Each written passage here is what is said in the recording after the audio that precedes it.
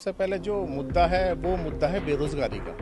बेरोजगारी का आलम पूरे उत्तर प्रदेश में इतना बेरोजगारी का आलम है कि हमारे जो युवा साथी हैं हमेशा बेरोजगार हैं। मैं अपने वाल्मीकि समाज का मनोबल बढ़ाने का कार्य करूँगा। देखिए, मैं बताना चाहूँगा कि सरकारें आती रहती हैं, जाती रहती हैं, लेकिन बहुत साल हो गए हमारा समाज ज्यों का त्यों आज भी है, पहले भी था। प्रत्याशी आ रहे हैं, जैसे अभी हमारे गर्ग साहब चुनाव लड़े थे, विधान उनका अभी हमारे माननीय सांसद जी रहे हैं। माननीय सांसद जी ने आश्वासन दिलाया था कि वाल्मीकि समाज के लिए जैसे आपका मंदिर हो गया, स्कूल कॉलेजेस हो गए और रोजगार हो गए, लेकिन उन्होंने अभी तक कोई भी ऐसा काम नहीं करा है जिससे वाल्मीकि समाज संतुष्ट हो। उत्तर प्रदेश की 9 विधानसभा सीटों पर उपचुनाव होना है और उसमें से एक सीट है गाजियाबाद की सदर सीट। इस सीट पर इस वक्त मैं मौजूद हूं और यहां का एक ये क्षेत्र है, विजयनगर प्रताप विहार इसे कहते हैं, और यहां जो वाल्मीकि समाज है वो मेरे साथ यहां पर आप देख सकते हैं।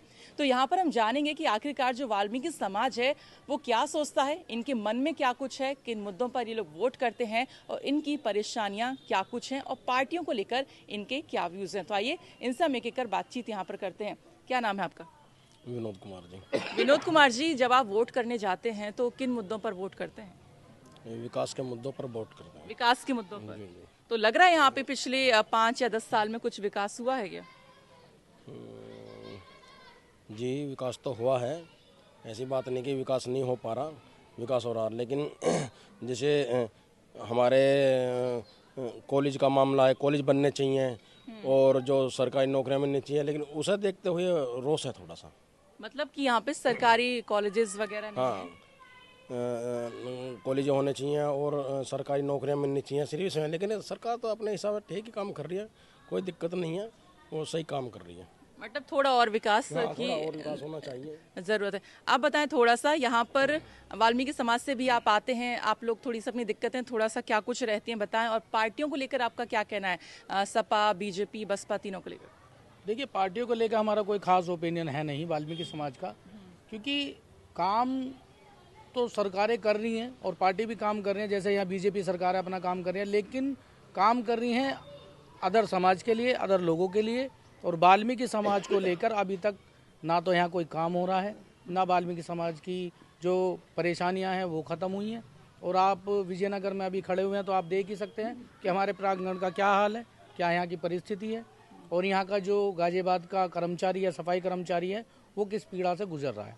उसको वेतन को लेकर ले लो, उसको घर परिवार की तरीके से ले लो, उसकी पढ़ाई को लेकर ले लो, या उसकी आर्थिक हालत को आप ले लीजिए, तो सरकार उस विषय में वाल्मीकि समाज को लेकर ज़्यादा नहीं उस पर ध्यान दे रही है और ना कोई काम कर रही है।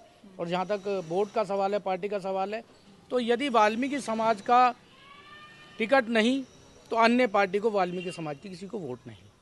पिछले 2 बार से यहाँ पर बीजेपी के कैंडिडेट जीतते आ रहे हैं और 10 सालों में आपने देखा, मतलब डबल इंजन की सरकार रही है, मतलब क्षेत्र में सरदार जी, आप थोड़ा सा आगे आ जाइए, आपसे भी हम बात करेंगे। तो कुछ विकास आपने यहाँ पर देखा है, इस बार क्या कहेंगे, मतलब प्रत्याशी को लेकर? एक एक करके बोलो। प्रत्याशियों को लेकर नए नए प्रत्याशी आ रहे हैं, जैसे अभी हमारे गर्ग साहब चुनाव लड़े थे, विधान उनका अभी हमारे माननीय सांसद जी रहे हैं। माननीय सांसद जी ने आश्वासन दिलाया था कि वाल्मीकि समाज के लिए जैसे आपका मंदिर हो गया, स्कूल कॉलेजेस हो गए और रोजगार हो गए, लेकिन उन्होंने अभी तक कोई भी ऐसा काम नहीं करा है जिससे वाल्मीकि समाज संतुष्ट हो। आप भी सहमत हैं इनकी बात से कि मतलब जो 2 बार अभी तक जीते आ रहे हैं, यहाँ के जो प्रतिनिधि रहे उन्होंने विकास नहीं किया, आपके समाज के लिए कुछ नहीं किया? थोड़ा सा इधर आ जाए। ऐसा अब तक ऐसा कुछ भी नहीं हुआ। जिस बार जाके 10 साल यहाँ पार्षद भी रह चुके हैं, यहाँ पर सड़क कुछ भी नहीं बन चुकी थी, वो हमने सब अपने बलबूते के इस्तेमाल पर करे, हमने यहाँ पे अपने बल खुद ही किया आप लोगों ने? जी, हम भाग दौड़ हमने करी हैं, डीएम के पास जाके, नगर आयोग के पास जाके, जब हमने सारी चीज़ें पार्षद पर दबाव डाल के जब अपने सारा काम करवाया, हमने रोड भी हमने जब बनवाए थे। ये बाकी 10 साल पार्षद रहने के बाद भी कुछ नहीं हुआ यहाँ पे। यहाँ के पार्षद भी काम नहीं करते हैं ना, प्रतिनिधि कोई वैसे काम करते हैं? ठीक है, आप लोग थोड़ा सा बताइए, आप लोग वाल्मीकि समाज से हैं, क्या किस तरह की दिक्कतें आप लोगों की यहाँ पर होती हैं, और खासकर इस क्षेत्र की हम बात करें तो यहाँ पे किस तरह की प्रॉब्लम्स हैं जो आपको लगता है कि जो भी प्रत्याशी जीते उसको ठीक करनी चाहिए? मैडम, सबसे पहले जो मुद्दा है वो मुद्दा है बेरोजगारी का। बेरोजगारी का आलम पूरे उत्तर प्रदेश में इतना बेरोजगारी का आलम है कि हमारे जो युवा साथी हैं हमेशा बेरोजगार हैं। अगर मैं वाल्मीकि समाज की बात करूं, वाल्मीकि समाज का जिस हिसाब से विकास होना चाहिए था उस हिसाब से विकास नहीं है। सब सुविधा पेरोल पे रखते हैं, सरकारी नौकरियां सरकार कब निकालेगी। और हमेशा वाल्मीकि समाज को जो छल करने का काम करा है वो कट्टर हिंदू करके ही छल करने का काम करा है। देखो, अगर वाल्मीकि समाज को कुछ करना है तो उनके युवाओं को नौकरी दो, व्यापार में लाने की कोशिश करो, सेल्फ एम्प्लॉयमेंट देने का काम करे। मैं तो सरकार से यही कहना चाहूँगा। लेकिन जो वाल्मीकि समाज है वो जाग चुका है। अब हिंदू के नाम पे वाल्मीकि समाज वोट नहीं देगा, वोट देगा वाल्मीकि समाज सिर्फ विकास के नाम पे। तो वाल्मीकि समाज जो है विकास के नाम पर वोट देगा, इन्होंने कहा है। तो और साथ ही इनकी आप बात से सहमत है कि कहीं ना कहीं वाल्मीकि समाज के साथ छल किया जा रहा है? बिल्कुल जी, सहमत हैं। क्योंकि मेरा मानना है 1/8/2024 को सुप्रीम कोर्ट का आदेश आया है आरक्षण में वर्गीकरण को लेकर। कहीं ना कहीं ये एक बहुत बड़ा फैसला आया है और इस फैसले का वाल्मीकि समाज दिल से स्वागत करता है। आदरणीय हरियाणा के मुख्यमंत्री नायब सिंह सैनी जी द्वारा 17 अक्टूबर को शपथ लेने के बाद तत्काल ही 18 अक्टूबर को आरक्षण में वर्गीकरण लागू करने का जो कार्य किया गया वो बड़ा सराहनीय और वाल्मीकि समाज उसकी दिल से प्रशंसा करता है। और मैं आपके चैनल के माध्यम से एक बात बताना चाहूँगा कि सूबे के जो मुख्यमंत्री आदरणीय योगी आदित्यनाथ, जो कि कल गाजियाबाद में ही थे, आपके चैनल के माध्यम से ये कहना चाहूँगा कि तत्काल इसे आरक्षण में वर्गीकरण को लागू करना बेहद आवश्यक है। क्योंकि वाल्मीकि समाज हमेशा से ही कहीं ना कहीं भाजपा के साथ रहा है, भाजपा के साथ कंधे से कंधा मिलाकर का चलने का कार्य किया है। परंतु ये भी बात हकीकत है कि ये समाज 70% नगर निगम में है। तो कहीं ना कहीं ठेकेदारी की प्रथा के माध्यम से इसे ठगे जाने का कार्य किया जाता है। और 9,000 और 10,000 महज एक वेतन दिया जाता है, जिसमें घर का लालन पालन भी नहीं हो सकता है। बच्चों की शिक्षा की तो बात बहुत दूर की है।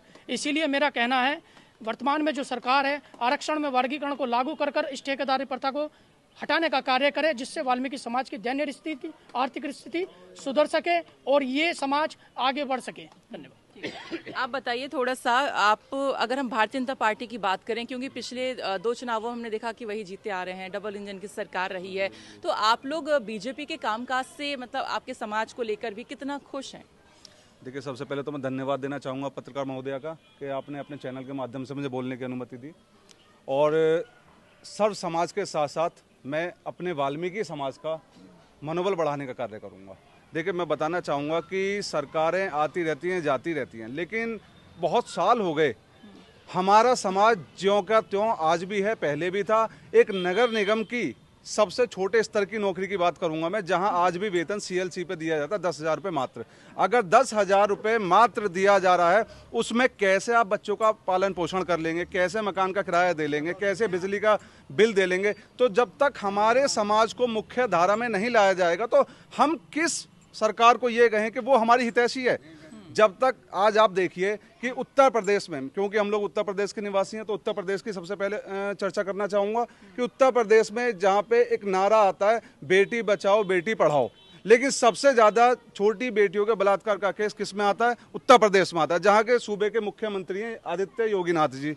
वो बेटियों के हितैषी बनते हैं, लेकिन सबसे ज़्यादा कारनामे वहीं हो रहे हैं। तो इन पर रोकथाम करनी चाहिए। वाल्मीकि समाज को तुरंत तत्काल प्रभाव से पूरे DSC समाज को उपवर्गीकरण का हिस्सा बनाना चाहिए। जैसे काबिल हमारे मंत्री जी, जैसे हमारे वकील साहब ने बताया कि हरियाणा में तत्काल प्रभाव से वर्गीकरण लागू हो चुका है, उस तरीके से मैं चाहता हूं कि हमारे समाज को मुख्य धारा में लाने के लिए ये बहुत अहम कदम है, जिससे जितना भी हो सकता है मैं चाहता हूं उपवर्गीकरण लागू हो भारत में, पूरे शहरों में, पूरे स्टेटों में हो, ताकि एक दयनीय समाज की स्थिति बद से बदतर ना हो, उच्च स्तर पे आए। क्योंकि हमारा भी हक है कि हम लोग अच्छे स्तर पे जाएं। लेकिन आज के समय में अगर आप देखते हैं तो भारतीय जनता पार्टी हो या कांग्रेस हो या सपा हो या बसपा हो, हमें तो अपने को यही लगता है ठगा महसूस कर रहे हैं हम लोग। तो इसलिए मेरा सूबे के मुख्यमंत्री से बहुत कड़े शब्दों में या प्यार भरे शब्दों में यही आग्रह है कि यहाँ पे वर्गीकरण लागू करा जाए, हमारे समाज को मुख्य धारा में जोड़ा जाए। विधानसभा सीटों पर उपचुनाव होना है और उसमें से एक सीट है गाजियाबाद की सदर सीट। इस सीट पर इस वक्त मैं मौजूद हूं और यहाँ का एक ये क्षेत्र है विजयनगर प्रताप विहार इसे कहते हैं और यहाँ जो वाल्मीकि समाज है वो मेरे साथ यहाँ पर आप देख सकते हैं। तो यहाँ पर हम जानेंगे कि आखिरकार जो वाल्मीकि समाज है वो क्या सोचता है, इनके मन में क्या कुछ है, किन मुद्दों पर ये लोग वोट करते हैं और इनकी परेशानियां क्या कुछ हैं और पार्टियों को लेकर इनके क्या व्यूज हैं। तो आइए इनसे हम एक बातचीत यहाँ पर करते हैं। क्या नाम है आपका? विनोद कुमार जी। विनोद कुमार जी, जब आप वोट करने जाते हैं तो किन मुद्दों पर वोट करते हैं? विकास के मुद्दों पर वोट करते हैं। विकास के मुद्दों पर। तो लग रहा है यहाँ पे पिछले 5 या 10 साल में कुछ विकास हुआ है क्या? जी विकास तो हुआ है, ऐसी बात नहीं कि विकास नहीं हो पा रहा, विकास हो रहा, लेकिन जैसे हमारे कॉलेज का मामला है, कॉलेज बनने चाहिए और जो सरकारी नौकरियां मिलनी चाहिए, लेकिन उसे देखते हुए रोष है थोड़ा सा। मतलब कि यहाँ पे सरकारी कॉलेजेस वगैरह नहीं हाँ, कॉलेज होने चाहिए और सरकारी नौकरियां मिलनी चाहिए सिर्फ इसमें, लेकिन सरकार तो अपने हिसाब से ठीक ही काम कर रही है, कोई दिक्कत नहीं है, वो सही काम कर रही है। मतलब थोड़ा और विकास हाँ, की थोड़ा और विकास होना चाहिए, जरूरत है। आप बताएं थोड़ा सा, यहाँ पर वाल्मीकि समाज से भी आप आते हैं, आप लोग थोड़ी सी अपनी दिक्कतें थोड़ा सा क्या कुछ रहती हैं बताएं, और पार्टियों को लेकर आपका क्या कहना है, सपा, बीजेपी, बसपा, तीनों को लेकर? देखिए, पार्टियों को लेकर हमारा कोई खास ओपिनियन है नहीं वाल्मीकि समाज का, क्योंकि काम तो सरकारें कर रही हैं और पार्टी भी काम कर रही है। जैसे यहाँ बीजेपी सरकार अपना काम कर रही है, लेकिन काम कर रही हैं अदर समाज के लिए, अदर लोगों के लिए, और वाल्मीकि समाज को लेकर अभी तक ना तो यहाँ कोई काम हो रहा है, ना वाल्मीकि समाज की जो परेशानियाँ हैं वो ख़त्म हुई हैं। और आप विजयनगर में अभी खड़े हुए हैं तो आप देख ही सकते हैं कि हमारे प्रांगण का क्या हाल है, क्या यहाँ की परिस्थिति है, और यहाँ का जो गाजियाबाद का कर्मचारी है, सफाई कर्मचारी है, वो किस पीड़ा से गुजर रहा है। उसको वेतन को लेकर ले लो, उसको घर परिवार की तरीके से ले लो, उसकी पढ़ाई को लेकर ले लो, या उसकी आर्थिक हालत को आप ले लीजिए।